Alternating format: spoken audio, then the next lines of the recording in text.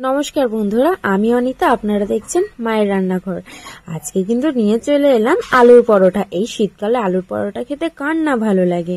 আর এখানে কিন্তু আমি 750 গ্রাম মতো আলু নিয়ে নিয়েছি। আর আলুগুলো কিন্তু ভালো করে ধুয়ে নিলাম, যেন বালি না থাকে, কারণ বাজার থেকে আলু আনার পর প্রচন্ড বালি থাকে এবং নোংরা থাকে।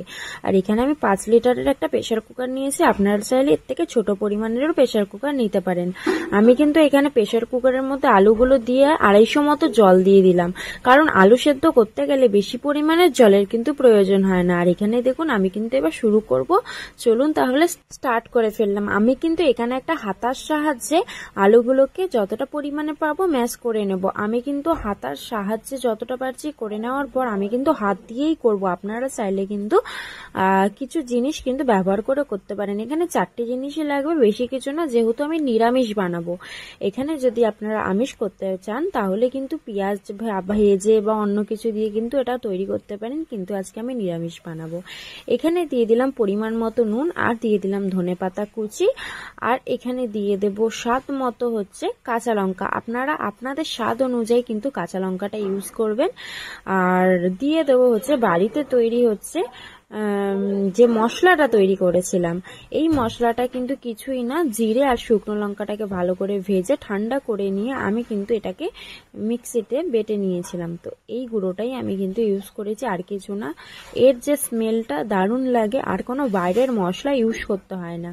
এবার কিন্তু আমি এই আলুর মাখাটাকে ভালো করে মাখতে হবে, কোনো একটা দানা যেন না থাকে, তাহলে কিন্তু পরোটা বেলার সময় দানা যদি থাকে তাহলে কিন্তু পরোটাটা ফেটে যাওয়ার চান্স থাকে।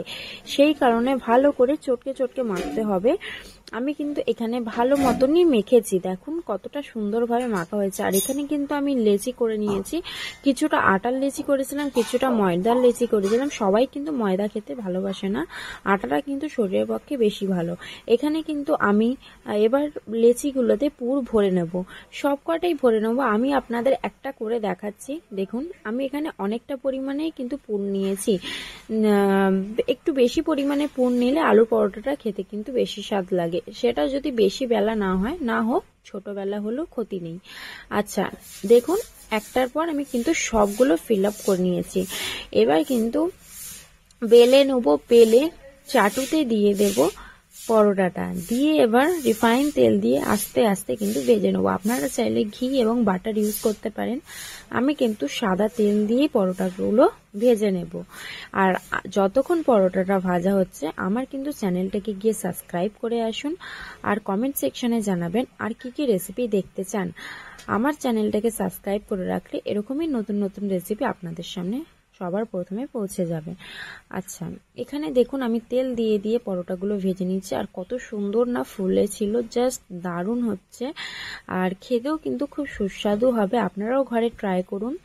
আর এরকম ভাবেই আমি পরোটাটা ভেজে নেব। দেখুন ফাটেনি, আর খুব গোল, খুব সুন্দর হয়েছিল পরোটা। এই পরোটাগুলো আমি এবার রেখে দেবো একটা হটপটে।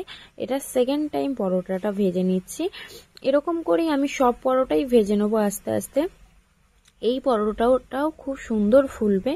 এখানেও আমি তেল ইউজ করলাম, এখানে আমি কোনো ব্রাশ ইউজ করিনি, আমি খুন্তি দিয়ে যেটা কমফোর্টেবল মনে হয়েছে আমি সেটাই করেছি। আর এটাও দেখুন এত সুন্দর। আমি এখানে ধনেপাতার চাটনি এবং টমেটো সস দিয়ে এনজয় করলাম। আপনারাও কিন্তু বাড়িতে এরকম এনজয় করতে পারেন। আর আমার এই রেসিপিটা কিরকম লাগলো কমেন্ট সেকশনে জানাবেন। আর পুরো ভিডিওটা স্কিপ না করে দেখার জন্য অনেক অনেক অনেক ধন্যবাদ। ভালো থাকবেন, সুস্থ থাকবেন।